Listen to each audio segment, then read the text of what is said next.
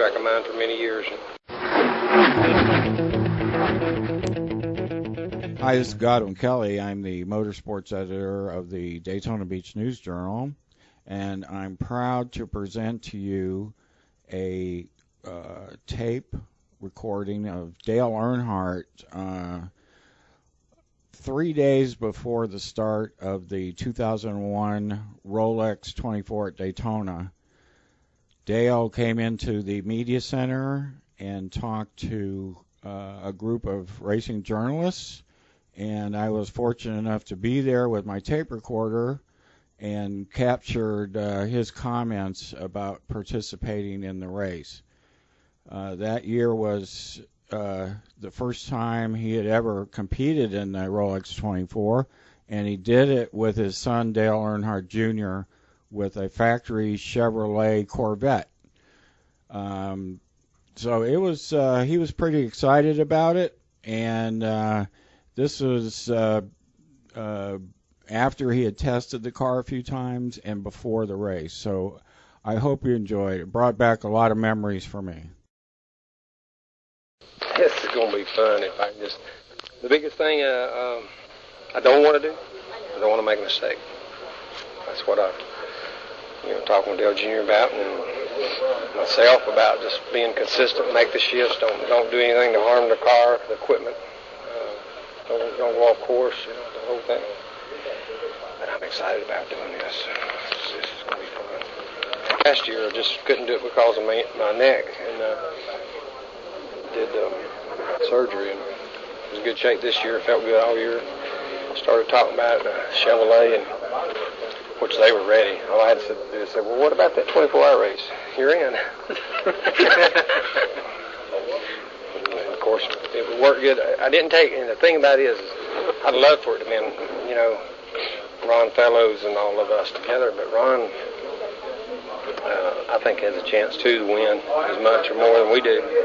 I didn't want to be the guy that made a mistake for him, and I don't want to make a mistake for Andy either, but I'm really more comfortable sort of in our own deal, and Ron has his deal over here, and we don't interfere with it. It'd be sort of like Ron getting in one of my cars and running a race for me, and having a difference in the championship, good or bad. And I didn't want to take that chance of hurting his chances. And I don't want to in Andy's either, but I feel competitive. I feel good. Andy, of course, the other thing is Andy and myself, Dale Jr. and Kelley use the same seat. All the things, we're fit. Everything fits together. So we're all working through the same thing. So it's a great team effort.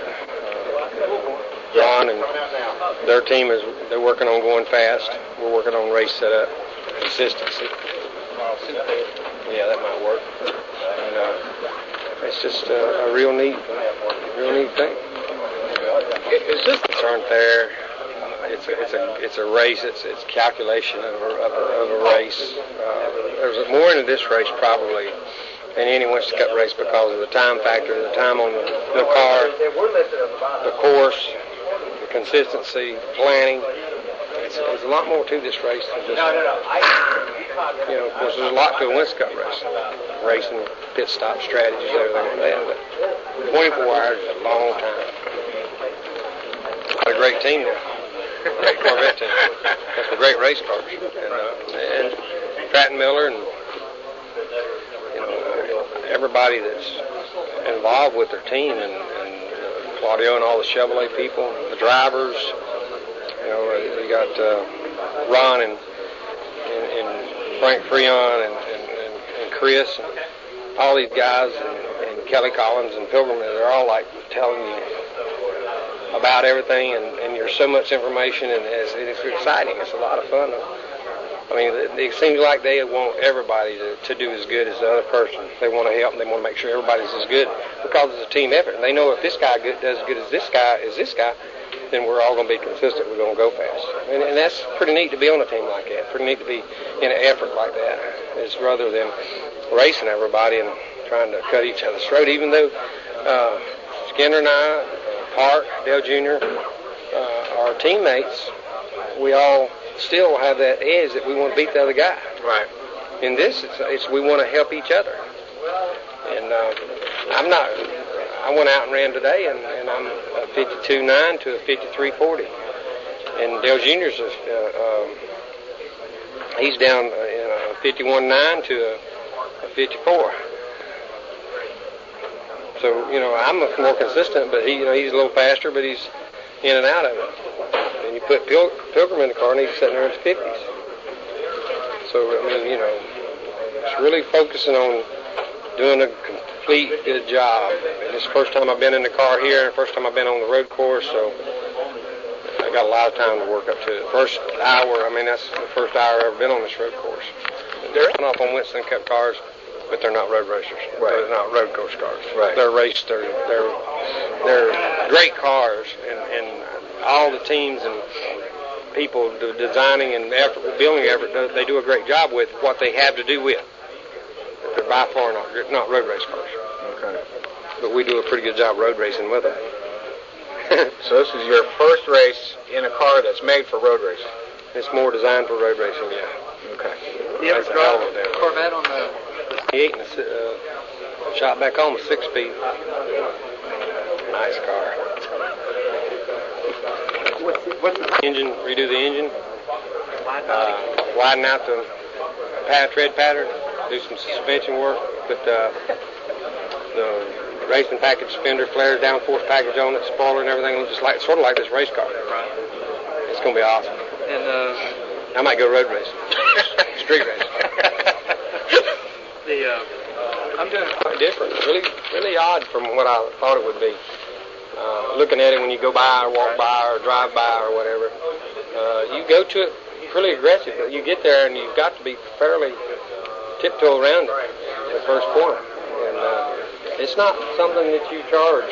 You drive it. Right. It's a really interesting course. It demands respect right off. Dale Jr. spun out once and I'm damn near.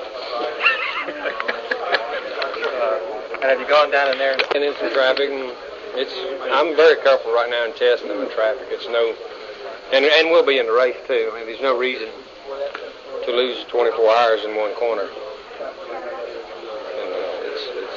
And I'm getting myself, and that's a different mode of racing than you have to be in this stuff. You might throw that corner or even that lap away because of that, but you got to do it versus what you have on the scales for 24 hours. Like David Pearson running Darling. Yes. Yes. And he taught me a lot about Darling. To me, it's the biggest problem I have. The coming to cars, I'm fine with. And fortunately, we got some good spotters that will be working with. And I think Winston Cup drivers are a little bit spoiled or rely a lot on their spotters more than what these guys do. We're using rear view mirrors on the sides versus the center rear view, and so that's a different for me to watch this instead of there's nothing there, it's black. Can't see out the back.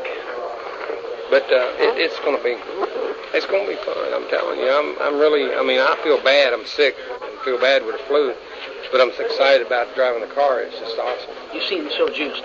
Fun. This is a fun thing. Very relaxed around the garage area. Seems like everybody here is in the different cars, different classes, different. Everybody seems to be in the same mode, of focused on what they're doing and make a difference who you are, what's going on. They're having a good time too.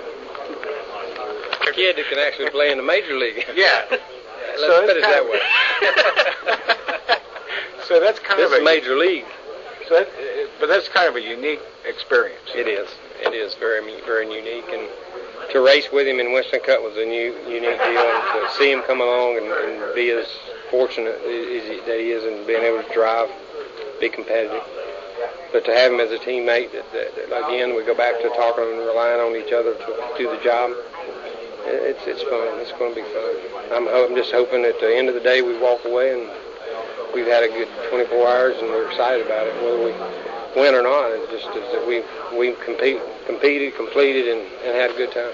But now if you did, It was. Any win I have at Daytona special. It really is. And Daytona's been a favorite racetrack of mine for many years. And The only disappointing thing about Daytona is that I didn't win a lot of races that I had the opportunity to win that I feel like I should have won. And nobody really should have won. The winner wins, and that's it. Right. And everybody said, well, he should have won. He was the fastest car.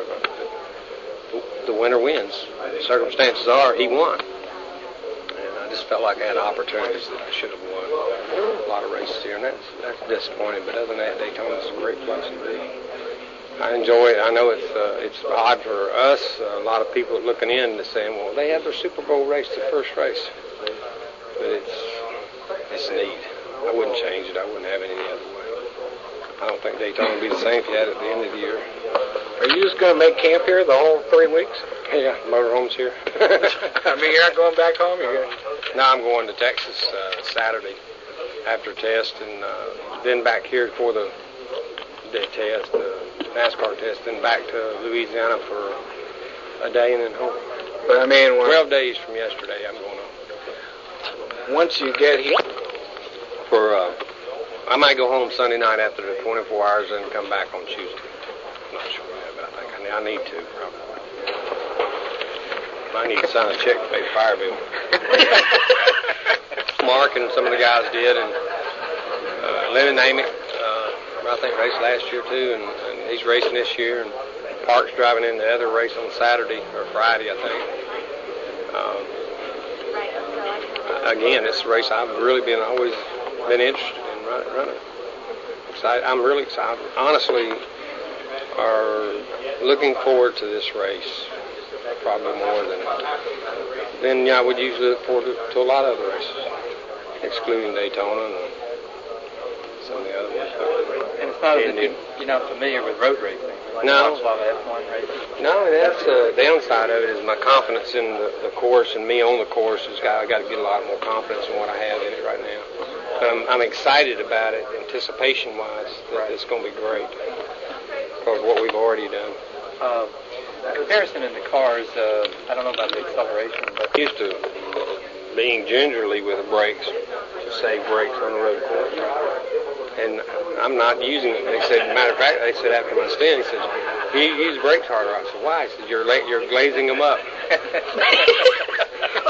the first. Okay, burn them sucker down. And that was the case in the test in Sebring. Is Pilgrim's brake pressure on the spike on the computer was here, and I was here. I guarantee you when they check it, I'm going to be the same because I'm really not applying the pressure he does. I need to ride with him and feel it and see what he's doing. That'd be cool, wouldn't it? Yeah. And then when you get through, I'll go. So he could ride with me.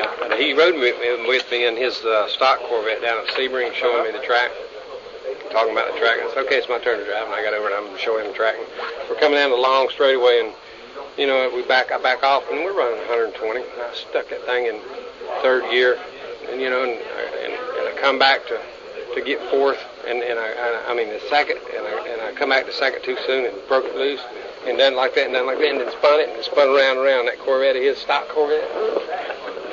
He said, okay, you got my attention now. And that was on the concrete? On at Sebring. Then later on, I spun the race car around back there, late in the day, 4 flat spotted tires, and just did not hit the wall, but didn't hit the wall. The tire barrier. Not very many. It's hard to pick up the brake. Turn in and brake it. Yeah, they got Tony is we're using 4 gears. We're using first gear only on pit road. So we're just using second, third, and fourth, and fifth. And I'm actually using an 8 shifter. But your brain's saying numbers, Your brain's saying numbers, and we're talking numbers in the garage in the truck talking about the car, but it's actually a 4-speed transmission, just like ours. So the shifter's different. It's a whole different shifter. The pattern's not the That's the thing. It's not run too hard at the first and not run, make those tires go the distance. And you think your Cup experience will help you with that? I think it will. Darlington experience. Tire management. Has there been any thought to use the driving shifts or anything like that at all? Or is that going to be me as far as when you get to the race time? He's going to go first, or is that something? Andy will go first, and we may put Kelley in second, depending on traffic. I'm not sure what they want to do. I think that's up to the team, the managers, and all those guys. Doug Feehan says that that's really the bottom line, and they know too. And Dale Jr. and I, we've talked about it. If I feel like I can't get to that point or where I need to be, I'll step out.